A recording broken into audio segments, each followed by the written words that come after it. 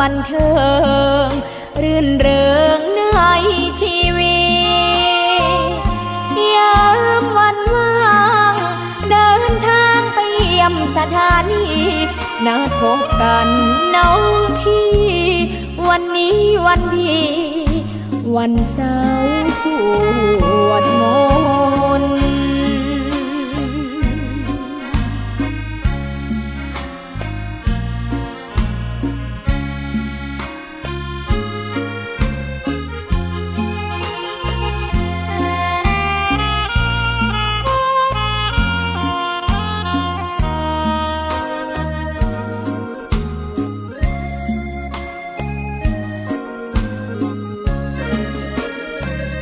เสียงคลื่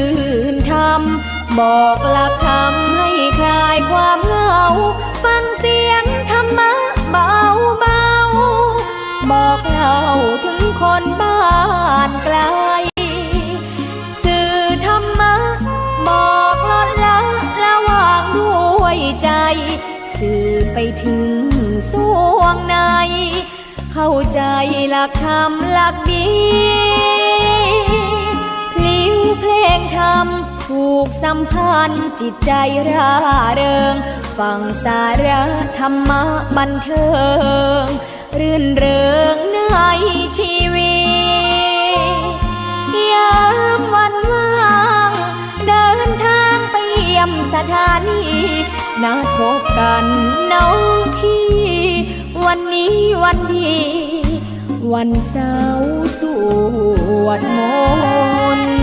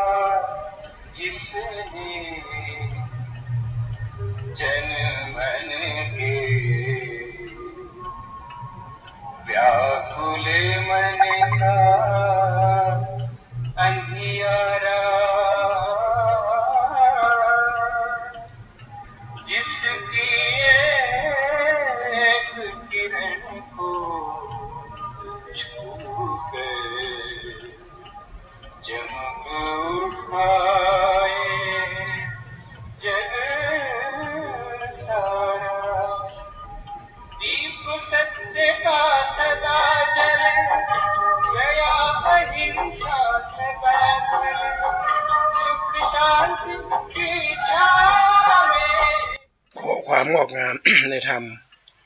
ขององค์พระสัมมาสัมพุทธเจ้า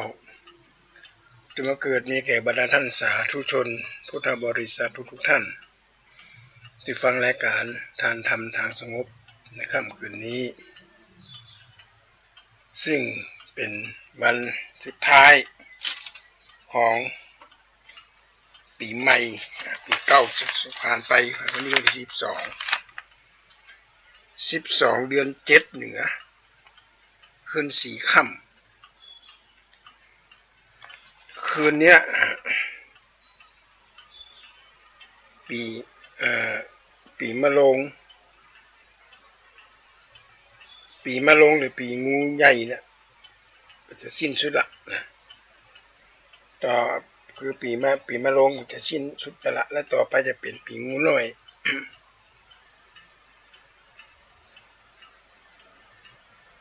เป็นปีงูน้อยนี่เป็นตามจันทรคติของพี่น้องชาวเหนือเราพี่น้องชาวเหนือเขาเนี่ยก็คือเป็นปีเขานับวันที่13เป็น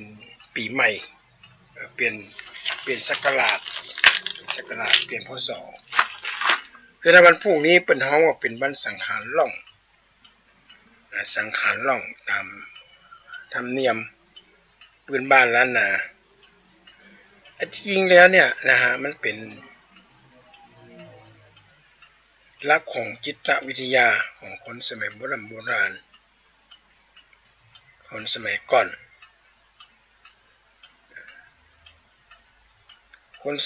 นเนี่ยเป็นจะตั้งจี้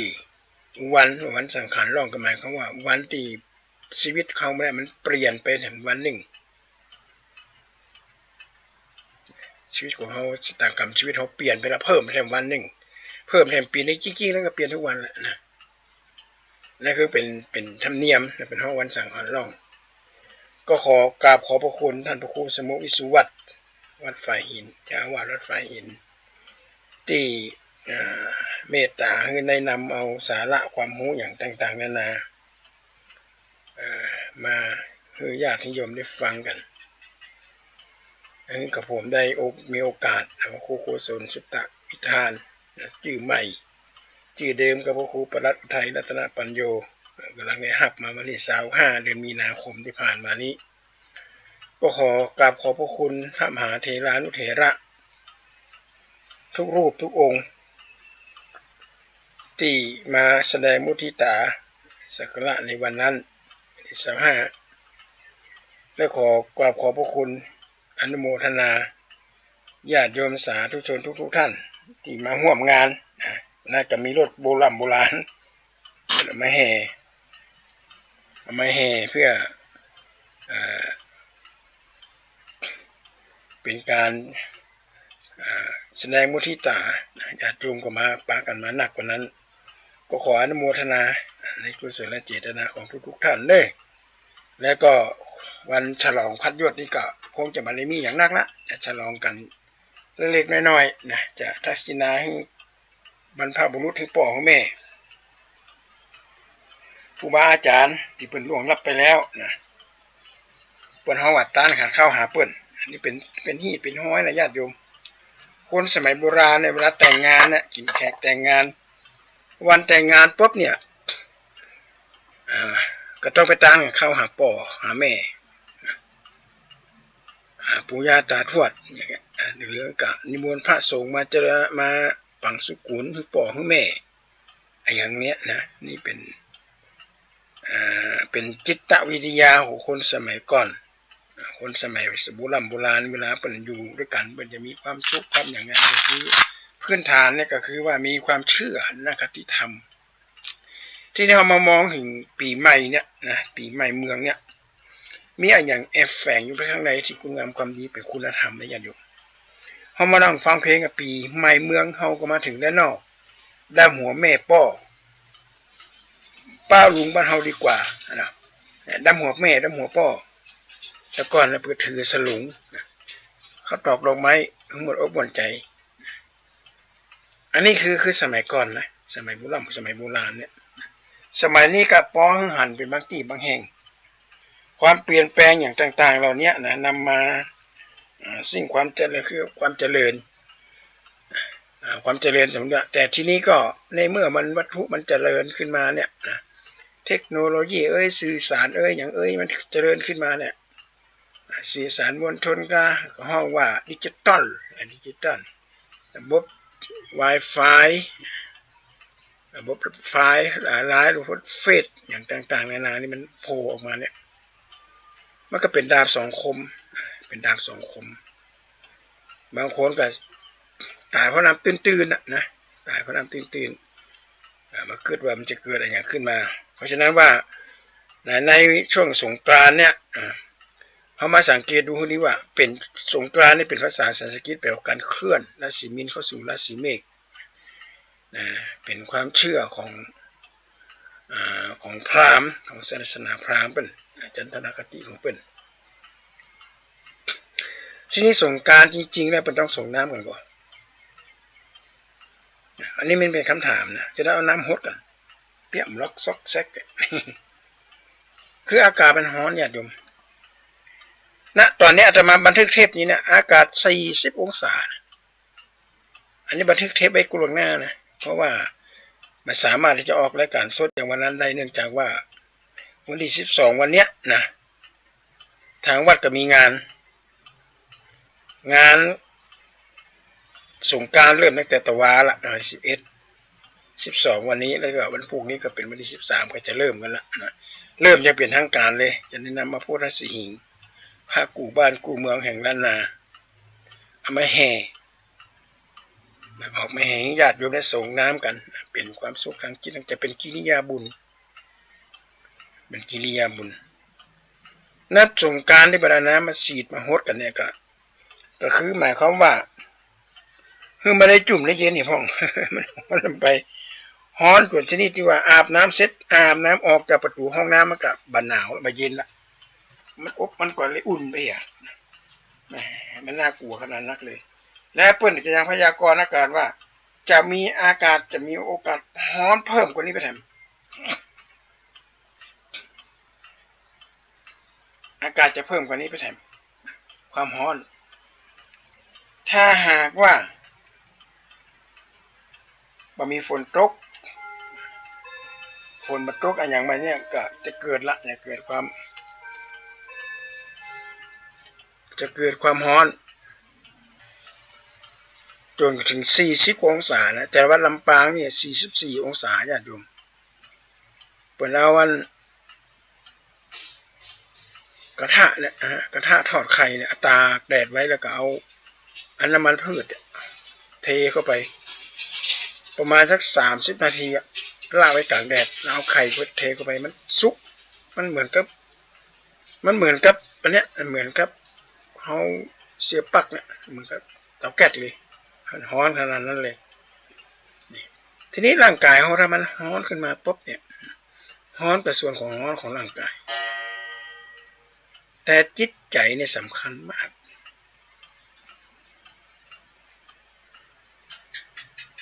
จิตใจนี่สำคัญมากถ้าจิตใจฮ้อนไปตามสภาพอากาศเนี่ยบ้านเมืองจะเดือดร้อนนะบ้านเมืองจะเดือดร้อนจะเกิดความวุ่นวายจะเกิดความวุ่นวายขึ้นมาเพราะคนมันใจฮ้อนลงไปอากาศก็ฮ้อนแล้วก็จิตใจคนก็ฮ้อนไปอู้กันบ่ฮู้เรื่องละเพราะฉะนั้นคนทางเหนือเขาเนี่ยเปิ้นเลยคนโบราณเปิ้นเลยเอาน้ำมาฮดกันส่งน้ำกันให้เกิ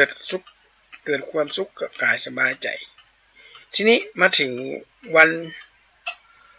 สังขารล่องเสร็จแล้วก็ถึงวันเนาหรือวันเน่าเนี่ยเปิ้นมาฮือด่ากันเปิ้นมาฮือปาปูเอ็กโนด่าเขาว่ากันก็เป็นปริศนาธรรมอยู่อย่างหนึ่งนะญาติโยมพอเราขึ้นว่าทุกวันที่256 365วันเนี่ยที่ผ่านมาเนี่ยมีวันไหนอะที่เขาไม่ได้เคยเล่าคนนั้นเล่าคนนี้ดูมองอย่างในแง่ร้ายเนี่ยแต่พอมาถึงวันนี้ขึ้นมาปุ๊บเนี่ยเขาลองขึ้นว่าสักวันหรอ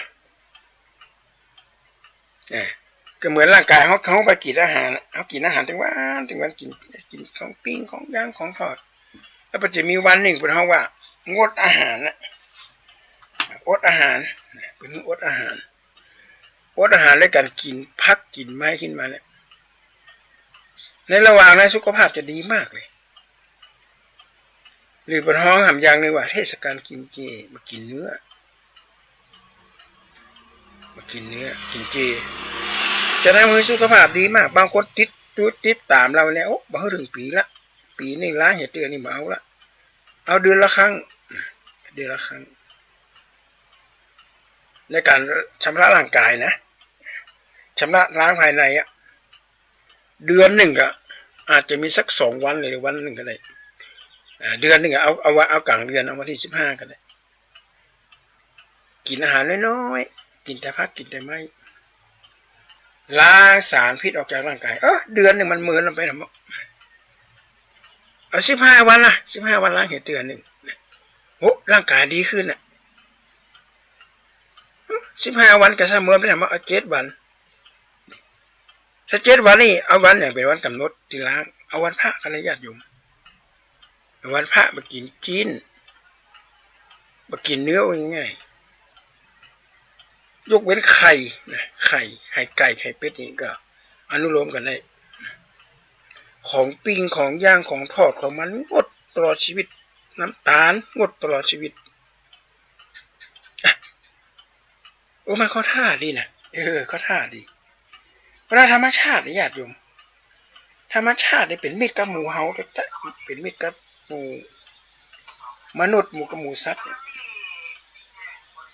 แต่ก่อนเนี่ยเขาเคยหมู่เฮาที่เคยว่าเป็นพดพื้นคันในที่ละโหฐานห้องคันแต่มืองามมืองามตีนงามมืออย่างนี้นะก็ล็อกน่องพวกนี้นะมันคันมันเป็นพวกพื้นคันเนี่ยเขาก็ไปซื้อยามาทากันที่อาตมาพาไปหั่นแขกนะแขกพี่น้องจากอินเดียเป็นมาหั่นเป็นเอาเนี่ยไอ้ฟ้าทลายโจรเอาต่ำของดิบๆนี่นะต่ำแล้วเอาคันเอาน้ำข้นๆไปเอาทาเนี่ยญาติโยมมันบอกว่าจะบ่เปลี่ยนตลอดชีวิตเลยถ้าแผลเอาไปทาเลยนะถ้าเป็นก็เปลี่ยนน้อยๆเนี่ยฟ้าทลายโจรเนี่ยปะเจอโหมันออกตามหมู่บ้านเขาเนี่ยเขาก็มาต่ำคันเอาน้ำมันนะคันตัดที่ไหนเป็นพดพื้นคันเป็นหมื่นอย่างนี้นะทาไปเลยมันหายสนิทเลยนะอาตมาภาพเกิดใจมาแล้วก่อนก็คันนั่นเป็นสังคังของเป็นอัญญาเป็นคันตามงามตีนงามมือตามมือแข้งมือมือขามือขานี่ไผ่อย่างนี้คันตั้งแต่เอาฟ้าทลายโจรมาทาเนี่ยหายซับบ่เคยเปลี่ยนให้มั้งโคตรผื่นคันนี่แหละอันนี้คือธรรมชาตินะญาติโยมเพราะนั้นเขางดด่าคนติฉินนินทาคนสัก1 วันเนี่ย เอมันดีฮะมันเขาท่าเดี๋ยวสัก2 วันนี้ก็ปีหนึ่งมันมีแค่วันเดียวอ่ะเขาปีละครั้งหรือปีละ2 ครั้งปีละ3 ครั้งปีละหลายครั้งเดือนละครั้ง7 วันครั้งบ่อูบ่าจ้าบ่ดาผมต่อไปกับบ่อูบ่ดาบ่ลาไผผมไปวิพากษ์วิจารณ์ไผตามหลักของตรรกวิทยาว่าบุคคลมองคนอื่นเป็นแง่ในแง่ร้ายบุคคลนั้นก็จะเป็นเหมือนบุคคลที่ตัวเองมองมองคนอื่นเป็นแง่ร้ายเช่นใดคนชั่วมักมองคนอื่นเป็นคนชั่วเหมือนที่ตัวเองเป็นคนชั่วมักจะมองคนอื่นเหมือนกับที่ตัวเองเป็นเทศจริงเทศอันนี้แท้นะพอคนอื่นในแง่ร้ายตัวเองก็เป็นเหมือนกันกับคนที่อื่นเป็นถ้ามองในแง่ดีก็แสดงว่าตัวเองก็เป็นคนดีเหมือนกับที่เองมองเพราะวันเนาเนี่ยนะวันเนาเนี่ยมันสังขารหล่องเนี่ย14เนี่ยวันสังขารมัน14คือวันเนาเปื้อนมาคือด่ากันปลาจะเปยปลาจะเน่าปลาจะเหม็นนี่คือความเชื่อของคนสมัยโบราณคนมาก่อนนะคนตะก่อนในเวลาเปิ้นจะสอนไผเนี่ยเปิ้นจะเอาว่าคึดจาเนี่ยมาขู่เอาคึดจามาขู่เพราะเอาคึดจามาขู่เนี่ยไอ้รุ่นใหม่ๆนี่มันกล้าเถียงละแต่ถ้าหากว่าไปบอกกันตรงๆเนี่ยโอ้บัลลาจะพยาจีเนอร์มันบ่ดีเป็นกรรมมันบ่ดีกิริยามารยาทแสดงออกมาจี้เนี่ยมันบ่เหมาะสมนี่นะป้อทอดถ้าไปด่าลูกคนมีฐานะแล้วก็ลูกคนมีเงินมันจะโคตรหมดละหูก็ป้อผมเป็นไผนี่บางอาจนะแต่ถ้าเฮาเอาคืดมาอู้ละมากล้าเถียงละมันกล้าเถียงละมันคืดนะคืดไปตัวจะได้ก็มันคืดบอกไม่ได้นะมันคืดอ่ะมันอาเพศอาถรรพ์ละบอกไผไม่ได้ร้อนกับมากล้าเถียงละเนี่ยอย่างวันผูกกันฮือเนี่ยวันที่14เนี่ยเปิดมือด่าไผมันคืดนะปากจะเน่ากินปากจะเหม็นอีนะเขาก็มากล้าเถียงละนะเขามากล้าเถียงเพราะว่าอย่างคนมาเก่าว่าเมื่อกี้มันเขียนไว้ตำรามันเขียนไว้ที่นี่คือความเฉลียวฉลาดของคนสมัยโบราณเนี่ยอยู่มีสอนดีคนตะก่อนเลยบัวประจำน้ำบกคุณบัวประจำน้ำบกคุณบอกร้องกลัวไผ่จะมาโคตรไผ่จะต้องไม่ไผ่มาว่าอย่างไผ่ไม่ต้องละเอาความคิดมาเป็นหลักแล้วกันพอมันคิดมันเป็นสิ่งที่บดีไปโดนอันนี้ก็เลยฝากไว้เป็นข้อคิดว่าวันที่14วันเนาวันที่15เนี่ยนะวันที่15นี่เป็นวันใหญ่ยิ่งใหญ่วันพญาวันตามหลักจริงๆนะเขามีถึงวันที่ปากปีวันปากเดือนด้วยนะ15 16นะปาก16ปากปี17ปากเดือนมันนะรอบนอกเปิ้นมีอยู่หรอกเปิ้นแต่ในเมืองเขาเนี่ยเปิ้นจะตึกแค่วันที่14วันที่15หลังวันที่15ไปกับเมียงละ16กว่าคนก็จืดจางแต่ทั้งรอบนอกนี่บะหมี่จืดจางเนี่ยทีนี้เป็นความดีใจอยู่อย่างหนึ่งว่าปีเนี้ยองค์การสหประชาชาติเนี่ยเป็นยกย่องว่าปีใหม่สงกรานต์เนี่ยเป็นมรดกทางวัฒนธรรมของโลกนะแล้วปีนี้เปิดจะมีการมาถ่ายทำโอ้สำนักข่าว BBC สำนักข่าวอย่างต่างๆนานาเปิดจะมาทำที่เชียงใหม่เนี่ยนะมาทำเปิดถึงว่าวันสงกรานต์เป็นวันแห่งมรดกโลกนะพอเปิดไปศึกษาดูแล้วว่าสิ่งที่แฝงอยู่ในวันสงกรานต์เนี่ยมันเป็นกติธรรมที่ดีงามมากเพราะอย่างวันที่15เนี่ยเขามีการดั้มหัวกันสะเกาหัวแล้วก็มีการซีชะตาการดั้มหัวการคารวะกันเนี่ยญาติโยมมันมีที่มานะเชียงใหม่เขาที่เดียวได้ละที่จะมีการคารวะกันเขามีการไปคารวะผู้ว่าดั้มหัวนายอำเภอดั้มหัวผู้ว่าดั้มหัวผู้ว่าการอย่างเงี้ยนะ เนี่ยมันมีที่มาหรอมันมีที่มาของวันบนบอกว่าสมัยครั้งหนึ่งสมัยครั้งก่อนพุทธกาลเนี่ยพระเจ้าเขาเนี่ยเป็นชาตุกตะเป็นละอ่อนมาแจ้เป็นชาตุกตะเป็นพวกก้าเป็นพวกก้าขายสีขายของเก่าสีขายของเก่าแล้วก็เทวทัตก็เป็นพวกก้าเหมือนกันเนี่ยอันนี้มันหนูก็อย่างก็เขาห้องอย่างงูเห่าก็ปังปอนแล้วแต่อยู่ที่ไหนก็เจอกันเนี้ยละมีวันหนึ่งเศรษฐีคนเนี้ยเป็นเกยล่ำเกยรวยแล้วก็ตกอับสองตายายคนเนี้ยแล้วก็ไปเจอเทวทัตมาเป็นพวกค้าขายสีของเก่าก็เลยเอาถาดทองคำเนี่ยเศรษฐีก็บอกหูตาฟ้าตาฟางวัดพ่อพวกค้านี่หางกับตาลูกวาวเลยตั้งราคาไว้ต่ำขนาดนั้นขอต่อกับมาได้ราคาจนต่ำจนเหมือนมันมีของมันมีก้าเลยขอขึ้นมันสักน้อยได้ก่อนมาละโอ้มาได้ถาดลูกก็จะแล้วละไปโกนจะได้ก็ได้ก็ติ้มหมูยอมว่าจะเล่นตัวนะเอาราคาถูกๆหน่อยกดราคาเพิ่นกดราคาไม่เศรษฐีของผัวเมียเนี่ยหมูยอมซื้อเด้อเนี่ยปีมากกว่าซื้อจะคือว่าจะซื้อในราคาถูกผมสักจำล่ำสักน้อยๆนะเอาละพระเอกตัวจริงมาละนั่นก็คือเจ้าชายศรีรัตน์พระพุทธเจ้าเขาล่ะก็เป็นประกาศขายของเก่าเหมือนกันภาพสีของเก่ามหาเศรษฐีกำพานทองคำพุทธเจ้าเขาก็ถามว่าแม่เอาอย่างมาขายเนี่ยใครเอาทองคำเอาถาดเนี่ยมันธรรมดามันแต่ปัญหามันมาจึงให้ตัวใดเนี่ยพุทธเจ้าเขาก็โอ้โหไม่เอามาขายจีมาได้เนอะอันนี้ไม่เป็นถาดทองคำนะอันนี้เป็นทองคำเนี่ยต้องเอาจั่งแล้วก็ขายกันเป็นรักษากลเลยเนอะนับไปนับมาเอา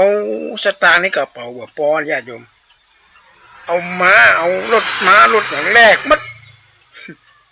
มกระทาทองคำถาดใบเดียวนะเอาไปขายเศรษฐีคนนี้ก็รวยขึ้นมาอย่างท่านตาหันเลยกันเนี่ยท่านตาหันเลยทันทีทันใดเลยจำล่ำมากับเทวทัตมาละมาถามว่าไปจะได้จะขายก็มาลาตะกี้อีแม่อันหันนั้นปอกก้ามาซื้อของเก่าอีแม่ก็เลยเอาขายเปิดว่าไม่เป็นท่าทองคำมาละ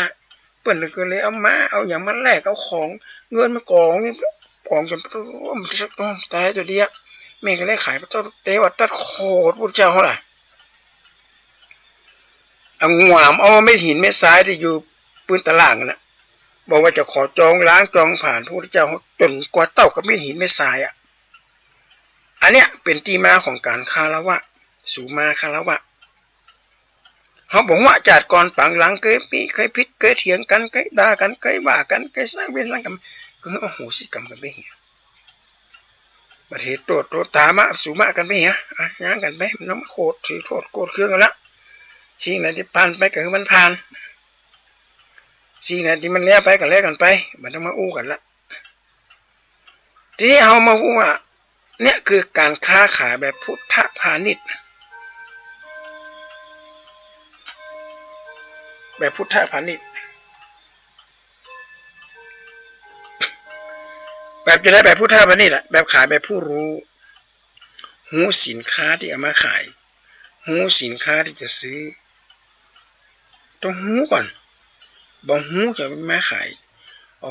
ญาติโยมบัดเดียวเนี่ยมันน่าเศร้าสลดใจเป็นอย่างมากเลยคนต่างชาติเอาขนมนมเนยอย่างบ่ฮู้มาขายละอ่อนกินเนี่ยกลายเป็นโรคภัยไข้เจ็บเป็นไข้เป็นเป็นโรคอะไรอย่างก็บ่ฮู้นะเป็นมะเร็งเป็นอย่างต่างๆนานาละอ่อนลิ้นปุดคือเอาสารเคมีอย่างใส่เข้าไปทั้งที่หูมันอันตรายหูมันอันตรายก็ยังมาขายละอ่อนอยู่แล้วละอ่อนน้อยเนี่ยก็คือเป็น นอเนื้อของศาสนาเป็นนอเนื้อของศาสนาเป็นต้นไม้ที่ใหญ่ๆโตในวันอนาคตข้างหน้าเฮาเป็นคนถ้าคนแก่เฮาก็จะแก่ไปติ๊กๆแล้วจะได้เอาของมันมาขายด้วยมีหอยยาบ้าไปนะอาศัยในรูปแบบของอย่างหลายอย่างอะมีแผลบุหรี่ไฟฟ้าไปนะบุหรี่ไฟฟ้าเอาสูบธรรมดาเนี่ยเป็นหันมันเป็นเบ้าแล้วมันอันตรายมันจะโดนยับประเด็นนี้เอามาเป็นตุ๊กตาแล้วก็มีติดสูบอยู่ตรงในมีน้ำยาด้วยนะมีน้ำยาด้วยสูบแล้วบ่มีกลิ่นเปิ้นบอกว่าอันตรายกว่าบุหรี่ธรรมดาเป็น10 กว่าเท่านะบุหรี่ไฟฟ้าคนก็ยังซื้อมาสูบกันอยู่กินกันอยู่อันนี้เขาเรียกว่าบักกล้าขายแบบพุทธพาณิชย์พุทธพาณิชย์ขายแบบผู้รู้พุทธแปลว่าผู้พาณิชย์แปลว่าการขายแบบผู้รู้รู้สินค้าถึงขั้นต้องมีอย.มาแล้วเดี๋ยวนี้สคบสำนักงานคุ้มครองผู้บริโภคเกิดขึ้นมาแล้วหลายสิ่งหลายอย่างแหละ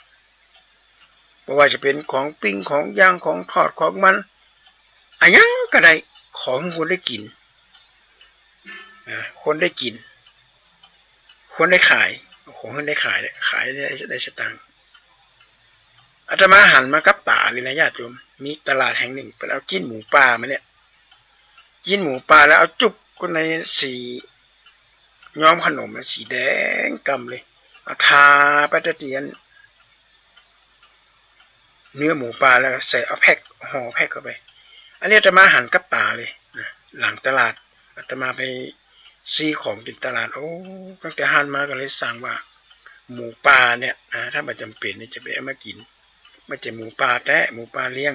ปลายแบบปอกเอาสีมาเช็ดมาทางมันแดงๆมันเข้มๆมันจุมันขายกันอันนี้แหละครับญาติโยมการค้าขายแบบผู้รู้ผู้ตื่นอย่าจะเป็นโลภนักน้ำไปตื่นจากความโลภตื่นจากความโกรธตื่นจากความหลงเล่นกับเอากำไห้หนักล้ำหนักเหลือไปเนี่ยคนมาเดียวเนี่ยเป็นสิ่งที่น่ากลัวไปแห่หมดตัวเสียงนะเพราะฉะนั้นก็ที่มาของคำว่าสุมาคารวะเนี่ยมันไม่เป็นแบบนี้แหละแต่ขายไปผู้ตื่นผู้เบิกบานเนี่ยขายไปผู้เบิกบานมันอย่างไรหมายความว่าคนซื้อก็ดีใจคนขายก็สบายใจคนซื้อดีใจได้ของดีมาใจได้ของดีเอามาบริโภคก็ดีอกดีใจคนขายก็ดีอกดีใจนะขายของดีคนผู้เบิ่นไปใช้นี่อันนี้ต่างคนก็ต่างเบิกบานยินดีซึ่งกันและกันแต่ในลักษณะที่ตรงกันข้ามล่ะถ้าซื้อของไปเป็นของปลอมก็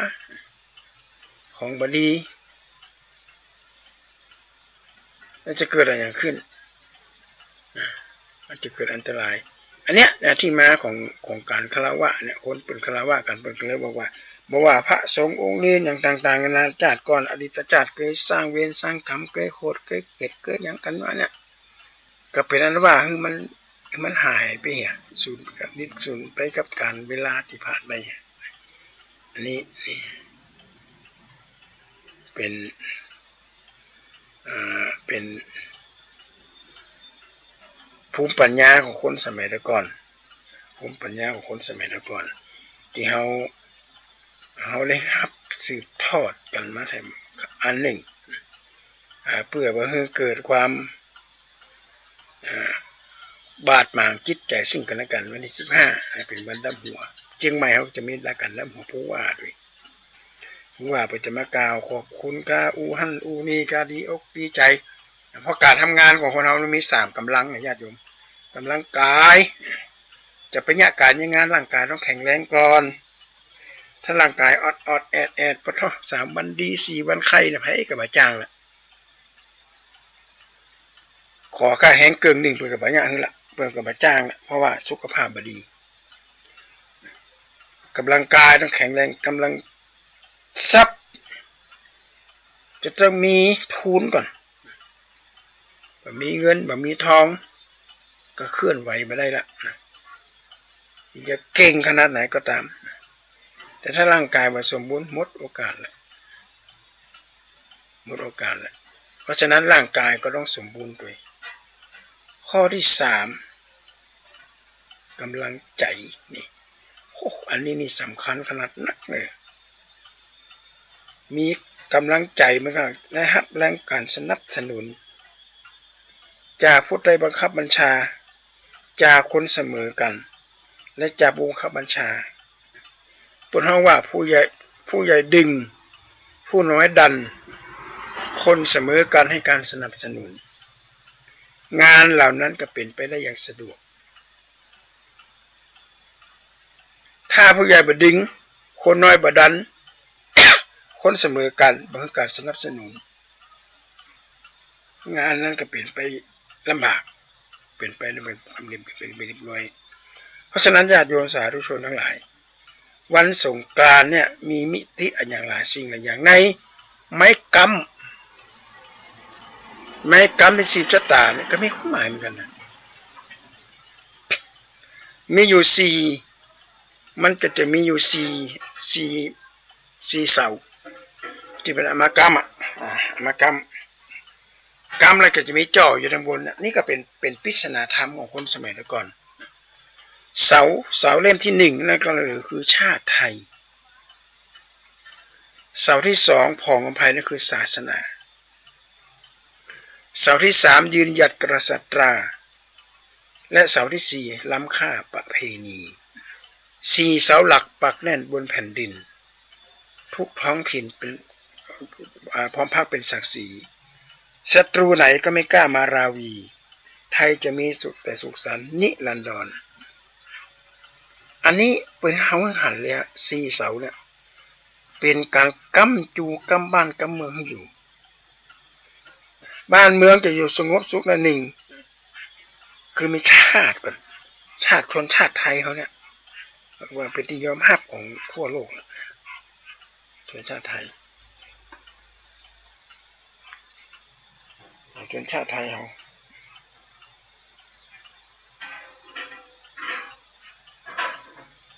เพราะฉะนั้นชนเสาที่1ชาติไทยเสาที่2พองอภัยนั่นคือศาสนาเขามีศาสนาโดยเฉพาะพุทธศาสนาเนี่ยเป็นศาสนาที่เป็นขุมพลังสติปัญญาของคนเราตั้งแต่สมัยแต่ก่อนโบราณละเขามีพุทธศาสนาเป็นเสาหลัก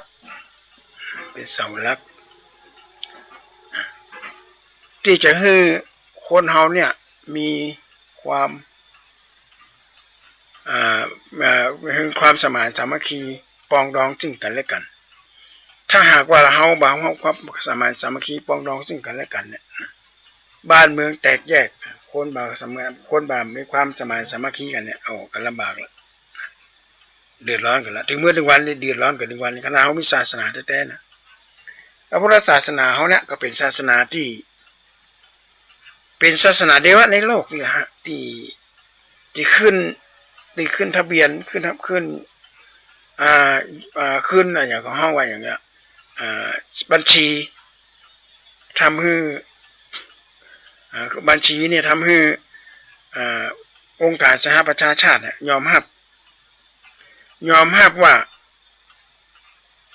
เป็นศาสนาแห่งสันติภาพ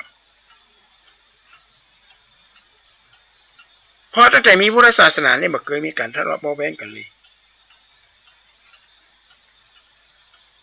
ศาสนาพุทธไม่เคยมีเลยยกกระบวนการเป็นสงครามอย่างนั้นบ่มีสงครามในศาสนาบ่มีแม้กระทั่งเขาแยกนิกายออกว่าเป็น2นิกายมาที่มหายานกับเถรวาทมันก็บ่เคยได้ล้อกันแม้ทุกวันเขาสวดมนต์สวดป้อนนี่ก็เอาของมหายานมาใช้พระพุทธรูปก็เป็นของมหายานเป็นความเชื่อของมหายานก็มีความเชื่ออย่างนึงมันก็เหมือนกับคล้ายกับเทวานิยมแหละเพื่อสวดอย่างมีน้องชาวจีนสวดมนต์สวดป้อนมีการทำพิธีกรรมอย่างต่างๆนานาเขาก็ไม่น้อยหน้าไผ่เขาก็ทำเหมือนกันนี่เป็นต้นนะญาติโยมนะ เพราะฉะนั้นเสาที่3ยืนหยัดกษัตริย์อันนี้สำคัญมากเลยสถาบันพระมหากษัตริย์ที่เป็นศูนย์รวมจิตใจของคนไทยทั้งชาติ เฮาอยู่กินมือถึงวันเมื่อไรเนี่ยเฮามีสถาบันพระมหากษัตริย์กอบกูเอกราชบ้านเมืองของเฮาบาดทำให้เฮาได้เป็นตกเป็นเมืองขึ้นของไปล่มโพไซล่มโพทองของพระสงฆ์นิกรชาวไทยคือสถาบันพระมหากษัตริย์เฮาจะต้องเทิดทูนไว้อย่าไปหลงเชื่อหลงคนหนุ่มคนอ่อนสมัยใหม่ติชินนินทาต่างๆนานาเนี่ยมันได้ประโยชน์เนี่ยขึ้นมาพระองค์มาเคยไม่ยุ่งเกี่ยวกับการเมืองมาเคยไม่ยุ่งเกี่ยวกับไผสักอย่างเพราะพระองค์ทรงมอบพระราชอำนาจมอบกับการบ้านการเมืองดูแลด้านกฎหมายกับมอบผู้พิพากษามอบให้กับตุลาการนั่นไปด้านปกครองกับมอบรัฐสภาอย่างปกครองกันไปพระองค์มาไม่ยุ่งกับการเมืองนี่นะสถาบันมหากษัตริย์เสาที่4ล้ำค่าประเพณีนะอันนี้สำคัญมากประเพณีวัฒนธรรมมีความเชื่ออย่างต่างๆนานาเนี่ยนะเรามีความเชื่อเพราะฉะนั้นสงกรานต์เนี่ยนะสงกรานต์นี่ก็เป็นหนึ่งในวัฒนธรรมและคือได้กับคติธรรมได้กับความเชื่อได้แก่ความเชื่อว่าได้ไปกราบส่งน้ำเจดีย์ได้ไปกราบพระกำลังทำให้เรามีกำลังใจเลยกำลังจิตกำลังใจดีอ่ะนะจากคนที่บ่ม่วนใจสิไปแช่นั่นแช่นี่ได้ไปกราบพระไปไหว้พระไปบูชาเทียนกะไปส่งน้ำพระก็มีกำลังจิตกำลังใจเพราะว่าศาสนาพูดเท่านี้นะญาติโยมสาธุชนทั้งหลายสมัยข้างพุทธกาลเนี่ยถามว่าสิ่งเหล่านี้มีก่อพระสงฆ์ได้ทำก่อก็บ่มีสมัยก่อนน่ะเพราะว่าพุทธศาสนากำลังอุบัติขึ้นมาแม้กระทั่งพระอังสะแต่ก่อนบ่จริงนิสัยนะไม่ได้เกิดไม่ได้กล่าวในอัฏฐบริขารของสงฆ์ต่อมาก็มีการวิวัฒนาการของย่ามก็มาหันมีแล้วแต่ก่อนแต่พระสงฆ์ก็ใจถุงย่ามกันก้าใจอย่างนั้นแต่ไว้มันนี่แต่ก่อนในสมัยข้างพุทธกาลก่อนน่ะเก้าอี้ก็เตียงนั่งเกิน1คือพระสุคตก็ไป4 นิ้วกับพามือนึงนั่งสูงบัดเดียวในพระนั่งบนเก้าอี้มันก็ต้องเปลี่ยนไปตามกาลตามเวลาเขาจะมาเอาใส่สมัยข้างพุทธกาลจะนั่นจะนี่มันไม่ได้ละถ้าจะอาศัยข้างพุทธกาลเนี่ย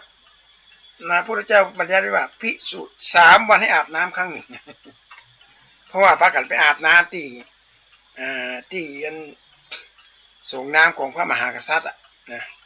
ปรากฏว่าเจ้าพระมหากษัตริย์ไปนั่งรอจะได้กระดาษจุดพระสงฆ์อาบมาเสร็จสักอย่างรอหอไปถึงพระเจ้าเลยมาประชุมสั่ง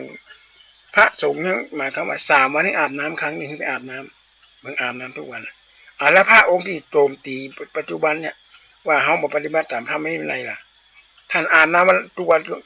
นถ้าท่านอาบน้ำทุกวันแสดงท่านไม่ได้ปฏิบัติตามแล้วท่านใจฟักบัวก็ท่านอย่ามาตักน้ำมาอาบเองท่านนั่งเก้าอี้สูงก่อนถ้าท่านยังนั่งเก้าอี้สูงก็แสดงท่านก็เพิ่งความเคารพอันพุทธพจน์ละพระวรการบอกให้มีนะท่านยังฉันน้ำมูดเน่าก่อนถามแต่แล้วถามพระองค์ที่กำลังตัวจับจ้วงสถาบันส่งด้วยกันใครกล้ากินบ้างนะน้ำมูดเน่าก็คือน้ำปัสสาวะเนี่ยไปจะชีเข้าในโถในพุทธกรนี่ก็อาจจะเป็นองค์น้อยๆองค์น้อยๆชีแล้วก็เอาบันหน้าหรือก็เอามะขามป้อมมาแจ้เข้าไปก็เอาเกลือก็ใส่กับมัดไว้แจ้ไว้แล้วก็เอาไว้ดื่มถามว่าคุณเจ้าฉันก่อนพระคุณเจ้าที่จับจ้วงว่าพระสงฆ์มาปฏิบัติตามพุทธพจน์กรณียกิจ4กรณียกิจ4ฉันยาด้วยน้ำมูดเน่าอยู่โคนต้นไม้นุ่งห่มผ้าบางสุกุลสุกุลผ้าคุกฝุ่น นั่งยุ่งนั่งก็มันต้องมีการประหยัดมันต้องมีการปรับปรุงเปลี่ยนแปลงไปตามกาลสมัยเพราะบ้านเมืองไปถึงไหนแล้วถ้าพระสงฆ์บ่มีความรู้ด้านนี้พระสงฆ์บ่มีความรู้ทางโลกเราจะได้สอนยังไงอย่างไรบัดเดียวนี้มันปัญหาที่มันเกิดขึ้นในสังคมยุคนี้มันบ่ใช่เหมือนมีมันปรากฏในสมัยข้ามโบราณนะยาบ้ายาม้ายาอียาเลิบยาอย่างบ่มีสมัยข้ามพุทธกาลก็ไม่เหล้าเนี่ยนี่อย่างจะกินก็เหล้านะอย่างอื่นกับหมูจะมียาเสพติดอย่างอื่นหรอตอนที่อ่านในปากก้นมันก็คือคนเมาเหล้านั่นแหละขี้เหล้าขี้ยาแล้วมันก็มีการปรับปรุงมีการประยุกต์ขึ้นมาแล้วคติธรรมอย่างต่างๆนานาเนี่ยที่มันเกิดขึ้นน่ะมันก็สามารถที่จะเอาไปประยุกต์เข้ากับคำสอนในพุทธศาสนาอย่างสิบชะตาเนี่ยนะเป็นการเลี้ยงใจเลี้ยงจิตเลี้ยงใจพ่อแม่เลี้ยงใจพ่อแม่เลี้ยงใจของผู้บังคับบัญชาหรือพูดง่ายๆว่าให้กำลังใจกับผู้บังคับบัญชาถ้าเป็นผู้น้อยก็ได้รับกำลังจิตกำลังใจจากผู้หลักผู้ใหญ่เพราะฉะนั้นก็เป็นนั้นว่าด้านคติธรรมเนี่ยด้านความเชื่อเกี่ยวกับการสิทธิตาสะเดาะเคราะห์ด้วยนะสงกรานต์เนี่ยเขามีการสะเดาะเคราะห์กันด้วยสิทธิตาสะเดาะเคราะห์อย่างต่างๆนานาเหล่านี้ล้วนแล้วแต่เป็นความเชื่อเป็นคติธรรมเป็นคำสอนที่ทำให้เราเข้าใจชีวิตของความเป็นอยู่นะญาติโยมสาธุชนทุกท่านอาตมาภาพก็อู้มาก็พอสมควรแล้วเนาะวันนี้ก็เป็นวันที่12เป็นวันที่12ของเดือนเมษายนที่มันจะถึงเนี้ยนะวันพรุ่งนี้ก็จะเป็นวันปีใหม่ละปีใหม่เมืองก็ขอให้อาบน้ำหดน้ำสระผมสลงน้ำพระพุทธสีหิงการไหว้พระการกระตานกันเข้าหาพ่อหาแม่เนี่ยก็ขอให้มีเหมือนเดิมจะไปเปลี่ยนแปลงถ้าเปลี่ยนแปลงไปเนี่ยนะมันจะไปเชื่อในคำโฆษณาของคนสมัยที่แบบคนที่แบบเอาไหนละนะนี่แบบเป็นพุทธพจน์อย่างต่างๆนะอามาก็นั่งฟังอยู่ว่ามันจะบ่ใครไหวละถ้าว่าเฮาไปช่วยกันไว้ช่วยกันดูแลรักษาขนบธรรมเนียมประเพณีโดยเฉพาะจังหวัดเชียงใหม่เป็นทะเลแห่งวัฒนธรรมพอทางไหนก็มีแต่ความสวยสดงดงามมีแต่คนยกย่องสรรเสริญอย่างต่างๆนานาเหล่านี้นะเพราะฉะนั้นญาติโยมสาธุชนทุกท่านในการทานธรรมทางสงบนะวันนี้ก็ขอจากญาติโยมไปกันเลยวันศุกร์หน้าไปมาพบปะกันใหม่นะขอความเจริญสุขสวัสดีจงมีแด่สาธุชนพุทธบริษัททุกท่านขอเจริญพร